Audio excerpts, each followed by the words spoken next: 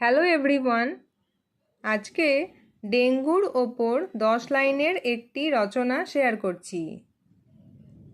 Dengue একটি ভাইরাসজনিত জ্বর, যা সাধারণত এডিস মশার কামড়ানোর মাধ্যমে মানুষের শরীরে ছড়ায়। এডিস মশা সাধারণত পরিষ্কার ও জমানো জলে বংশবৃদ্ধি করে, তাই জল জমতে দেওয়া যাবে না। ডেঙ্গু রোগ থেকে বাঁচতে হলে প্রতিকারের চেয়ে ব্যক্তিগত সচেতনতা ও প্রতিরোধই বেশি জরুরি।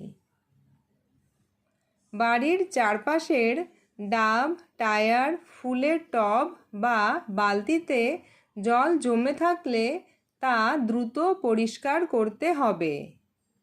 সপ্তাহে অন্তত একদিন বাড়ির আঙিনা ও নালাগুলো ব্লিচিং পাউডার দিয়ে পরিষ্কার রাখা উচিত। মশার কামড় থেকে বাঁচতে দিনে ও রাতে ঘুমানোর সময় সব সময় মশারি ব্যবহার করতে হবে। মশা তাড়ানোর জন্য জানলায় নেট লাগানো এবং মশা মারার ধূপ বা স্প্রে ব্যবহার করা প্রয়োজন।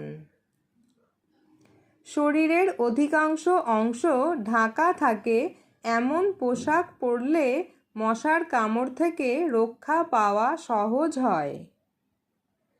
তীব্র জ্বর, মাথা ব্যথা বা গায়ে ব্যথা হলে অবহেলা না করে দ্রুত চিকিৎসকের পরামর্শ নিতে হবে। আমরা সবাই সচেতন হলে এবং এলাকা পরিষ্কার রাখলে খুব সহজেই ডেঙ্গু মুক্ত সমাজ গড়া সম্ভব।